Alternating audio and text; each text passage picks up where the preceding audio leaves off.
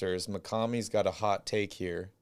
Makami says, is Fox and Haliburton in the same situation as when the Suns had Jason Kidd and Steve Nash? Mm. And I also want to give a shout out because I think Kevin Johnson was in that backcourt as well. And he was mayor of Sacramento, was instrumental in keeping the Kings in Sacramento. So I want to give him a shout out too. But I want to hear your thoughts on this. I think there's some truth to that.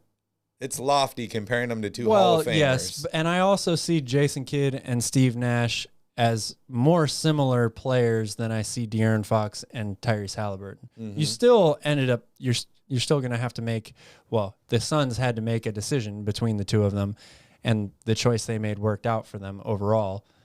But who knows, if they had kept Kidd, I don't know what it would have looked like. So, yeah, I mean, there's Kings have to, like I said, they've got to choose a direction. Choose a lane, right? Yeah. Stay in your lane. Not to say that it couldn't work with both of those guys, but I do think that as long as the two of them play in the backcourt together, neither one of them reaches their true potential. Yeah, I agree with that. I mean, I feel like they've said the same about Lillard and McCollum and some of these other guys that, you know, one or two of them is score first, or maybe both of them. But, yeah, I think I agree with you overall on that. It makes me wonder, though, obviously, you know, I think you and I agree that Tyrese is a better passer. If coach wants to average 30 assists a game, who does that mean they're looking to put in that starting position?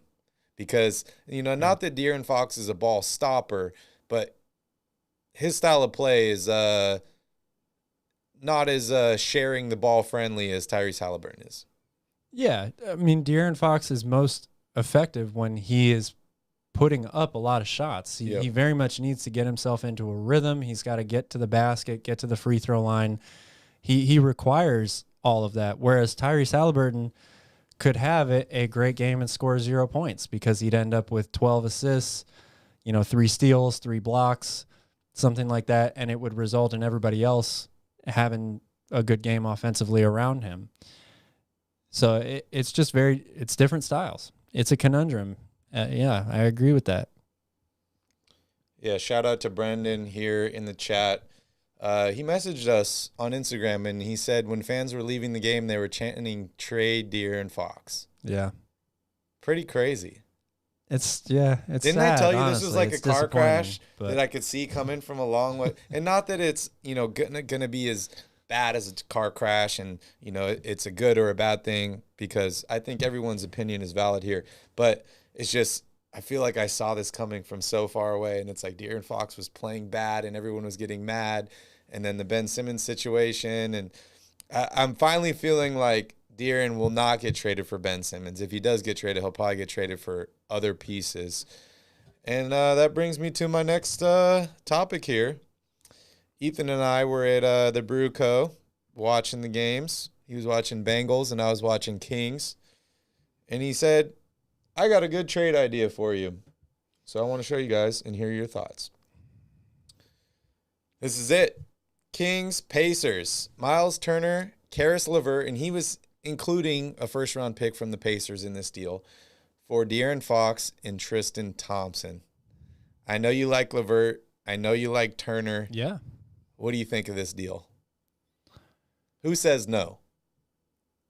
Who says no? You mean like between Indiana and Sacramento? Yeah. Well, I don't really know what Indiana's looking to do here. They still haven't made it public whether or not they're going to side with trading Myles Turner or trading Sabonis. That seems to be the biggest question mark for them. They're trying to pick one of these guys to build around for the future. Mm-hmm. There's clearly a lot to like if you're Sacramento in this deal, especially if you get a first-round pick as well. I worry, like we've talked about before, what Myles Turner's role would be on this team if you still have Richaun Holmes as well. Are you going to start both of them together? Is he going to play more of this role that we see him play in Indiana right now that he has publicly said he's not happy with. He feels like he deserves more. Are you going to commit to him full time at the 5 and try to move Richaun Holmes? But I do love the idea of Haliburton and LeVert playing together. And Turner.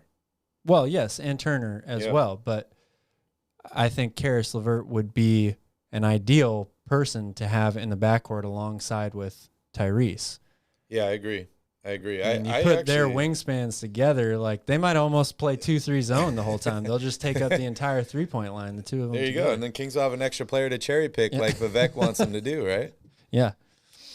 You know, I was looking at this deal and I'm like, wow, this actually might be a deal that works for both teams.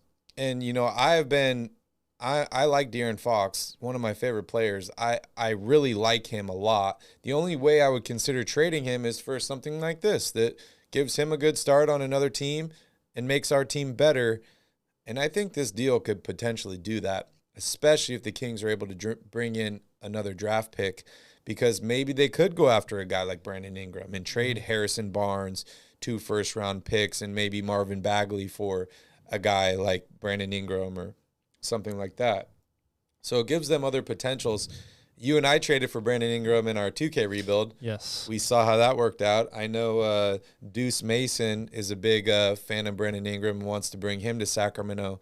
You and I both talked about it seemed kind of like a lateral move for Harrison Barnes. However, we both like the age difference. We like how young he is. He's locked up a little bit longer than HB. And he gives this young Kings team a chance to grow together. But I think this is a good trade for Indiana too. You know, then you're rebuilding around Sabonis, who's obviously their best player, and De'Aaron Fox. See where that goes. They still have guys like TJ Warren and some other good pieces. But as far as the fit between Myles Turner and Richaun Holmes, you know, Richaun's still not eligible to be traded until I think January 14th. So maybe if you're able to do a trade like this, because this deal could happen, then you maybe rock with those two guys for a month, see how it works out, and then if it doesn't, then you flip Richaun Holmes. Yeah. Yeah, that to me is the question. Where do you go from there after this deal is done? And I still think you can probably get a little bit more than this from De'Aaron Fox, whether it's more draft picks and these guys or a different set of players.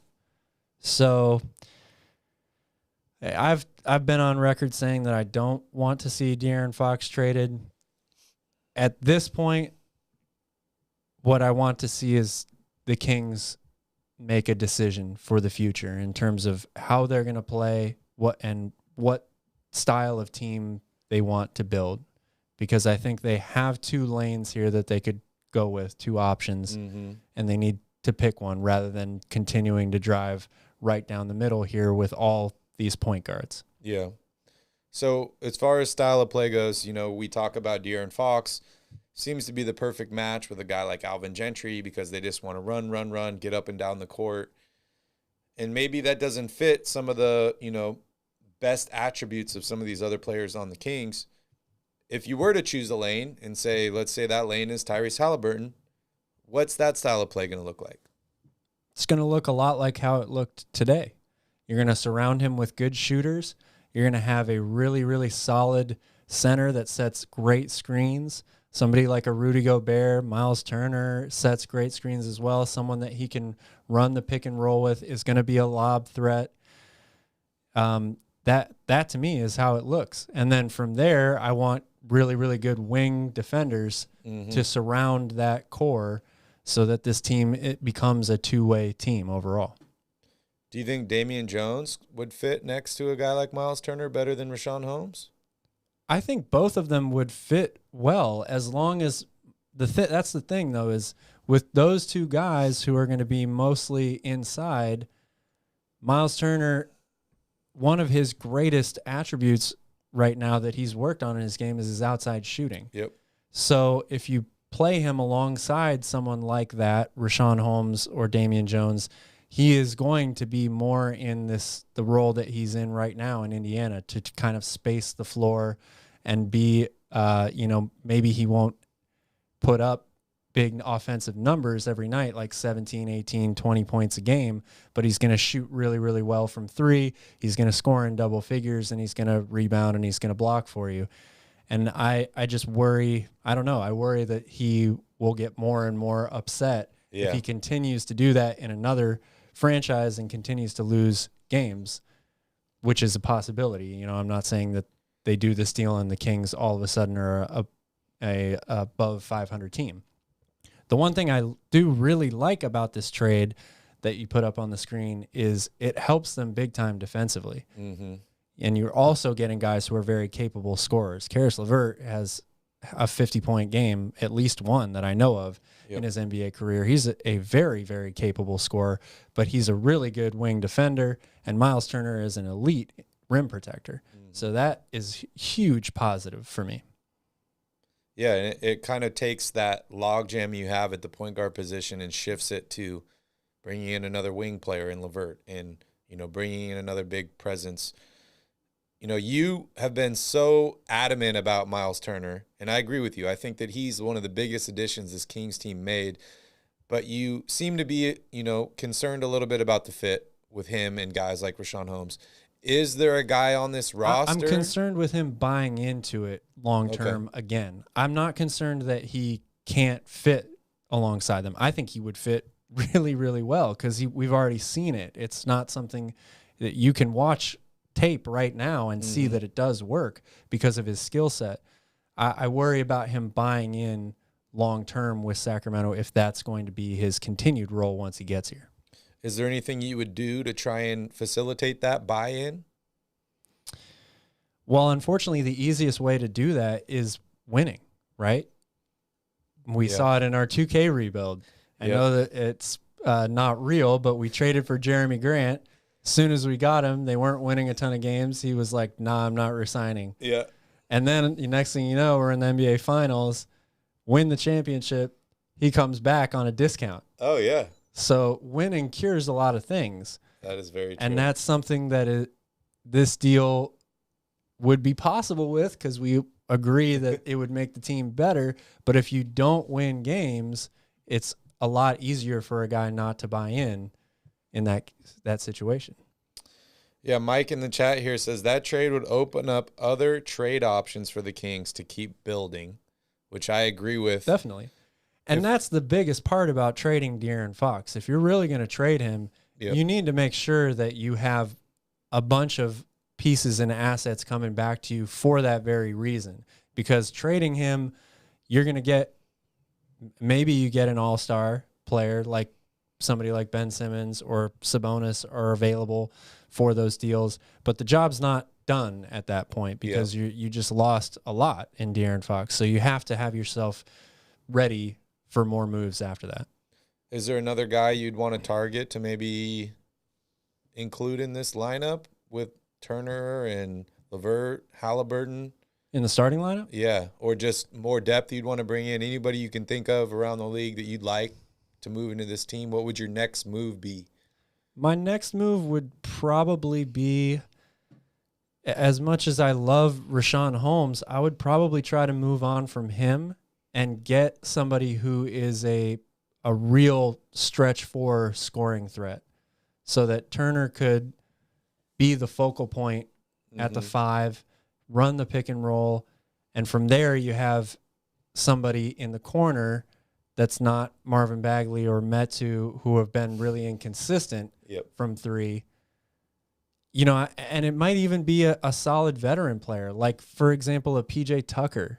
Somebody that I know is going to hit that corner 3 with a lot of consistency, and he's going to bring it every night defensively.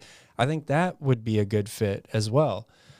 I think they should aim higher than that, but they could probably do a lot worse than bringing somebody. If you had Haliburton, LeVert, Barnes, PJ Tucker, and Myles Turner, that's a really good defensive lineup, first of all. Yeah. Really, really good defensive lineup.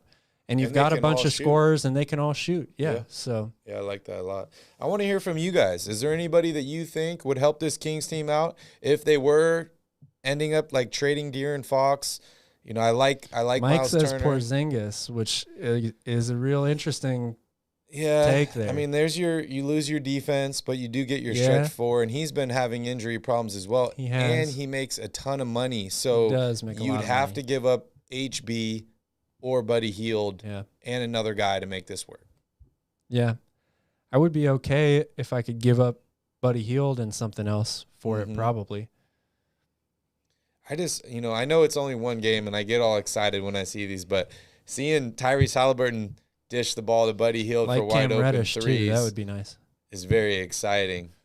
It's very exciting. Yeah. I feel like Tyrese can help Buddy's game a lot because Buddy takes a lot of dumb shots, and I saw a graphic about shots with him not dribbling versus one dribble versus more than one dribble and what his shot percentage was. I think Haliburton could get him the ball a lot easier than DeAaron Fox to where he doesn't have to take more than one dribble to get an open shot, which creates better shots, ups his field goal percentage, gets rid of Buddy Chuckets. Yeah. I agree with that. But in reality,